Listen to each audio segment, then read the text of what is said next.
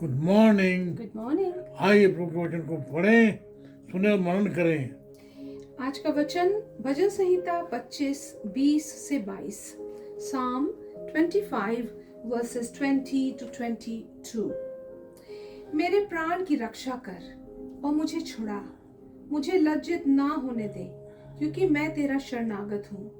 खराई और सिधाई मुझे सुरक्षित रखे, क्योंकि मुझे तेरी ही आशा है। हे परमेश्वर, इज़राइल को उसके सारे संकटों से छुड़ा ले। Guard my life and rescue me. Do not let me be put to shame, for I take refuge in you. May integrity and uprightness protect me, because my hope, Lord, is in you. Deliver Israel, O God, from all their troubles. Amen. You see, David is praying for deliverance of his soul, protection for his soul. We want the Lord should save him and should also protect him. आप देखें, जो दाऊद है अपने लिए प्रार्थना कर रहा है, मेरी सोल की जो रखवाली कर, मुझे छुड़ा। आप देखें, प्रभु यीशु मसीह ने अपने चेलों को जो है दुआ करना सिखाया। वह है मत्ती उसका 6:13। It says in Matthew 6:13, and lead us not into temptation, but deliver us from the evil one. हमें तू बुराई में न ले चल, तू बुराई से बचा। आप देखें, जो यीशु मसीह है, अपने चेलों को उसने बताया, उन्हें बताया कि जो संसार है तुम्हें कष्ट होंगे। यूहन्ना उसका 16 अध्याय 23 पद। John 16 verse 33, I have told you these things so that in me you may have peace. In this world you will have trouble, but take heart, I have overcome the world. This word comes from a Greek word called cosmos.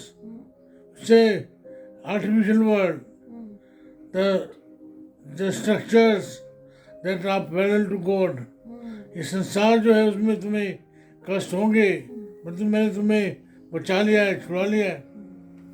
आप देखें, संसार को जीत लिया है उसने। आप देखें, यीशु मसीह जो है हमें बचाने के लिए आया, वो है whole purpose. I believe you are going through Lent season. Many of you are fasting, praying. The whole purpose is your deliverance and my deliverance. छुटकारा। प्रभु यीशु मसीह मुझे और आपको छुड़ाने के लिए, बचाने के लिए आया। आप देखें पद 21 में, वर्स 21। भजन 25 उसका 21वां पद। खराई और सिधाई मुझे सुरक्षित रखें, क्योंकि मुझे तेरी ही आशा है। May integrity and uprightness protect me, because my hope, Lord, is in you. Amen. David was upright and he was man of integrity. आप देखें, यही जो गुण हैं पाए जाते हैं यीशु मसीह में। ये जो एट्रीब्यूट हैं परमेश्वर के एट्रीब्यूट हैं। परमेश्वर जो है भला है, खरा है, और जो इसमें बुरे आपके भी जीवन में ये गुण आने चाहिए। भजन 7 अध्याय 8 पद। Psalm 7 verse 8. Let the Lord judge the peoples. Vindicate me, Lord, according to my righteousness, according to my integrity, O Most High. आप देखें, जो भजन 42 उसके 12 पद में क्या लिखा है, 41-12 में क्या लिखा है। Psalm 41 verse 12. Because of my integrity, you uphold me and set me in your presence forever.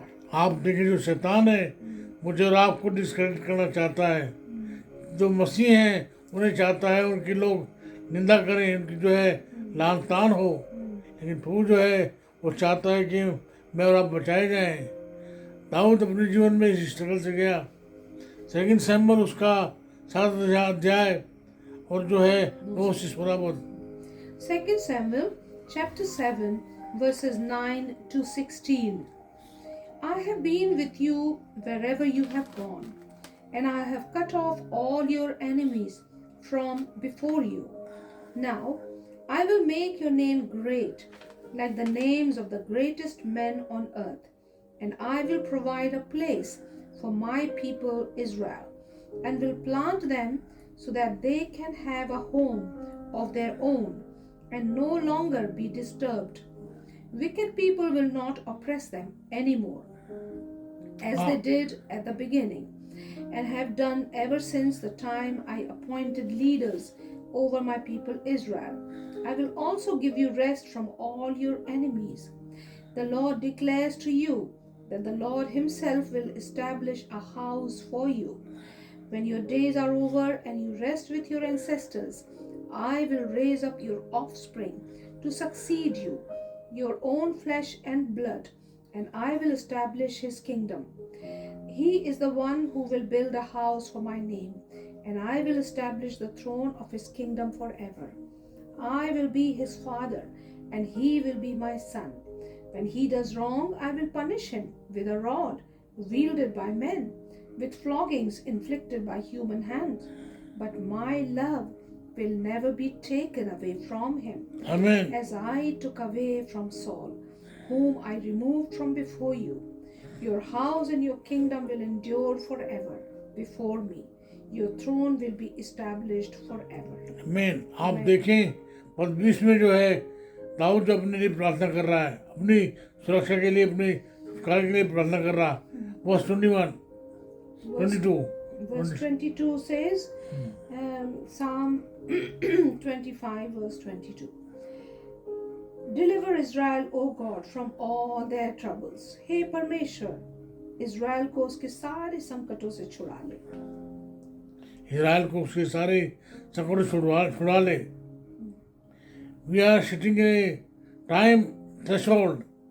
आप देखें चारों ओर से इज़राइल जो है उसको घेरा हुआ है, उसको जो है politically, military, economically people are ready to destroy it. लेकिन आज उसके लिए जो दाऊद है उसमें प्रार्थना कर रहा था, जो प्रार्थना कर रहा है बुक ऑफ एस्टर में. वहाँ देखिए जो रूथ है उसके लिए एस्टर जो है उसके लिए प्रार्थना करती है फास्टिंग के साथ. जकरिया उसके 13:1 में क्या लिखा हुआ है? Zechariah chapter 13 verse 1. On that day a fountain will be opened to the house of David and the inhabitants of Jerusalem to cleanse them from sin and impurity. Verse 8 and 9. Verses 8 and 9 of the same chapter of Zechariah. In the whole land, declares the Lord, 2/3 will be struck down and perish, yet 1/3 will be left in it. This third I will put into the fire. I will refine them like silver and test them like gold. They will call on my name and I will answer them. I will say, they are my people, and they will say, the Lord is our God. आप देखें इसे spiritual response है. God will be there God and will be God's people. आप देखें आज जो जरूरत है प्रार्थना की, हमारे अपने लिए प्रार्थना की और हमारे देश के लिए प्रार्थना की जरूरत है, इज़राइल के लिए प्रार्थना की जरूरत है. करेंगे ना प्रार्थना, प्रार्थना में लगे रहिए. प्रभु जो है आपको संभाले, जिनके लिए आप प्रार्थना करते हैं उन्हें भी संभाले. आइए प्रार्थना करें. प्रभु जी हमारी प्रार्थना है हमारे अपने लिए, हमारे परिवार के लिए, हमारे देश के लिए, हमारे पूरे संसार के लिए.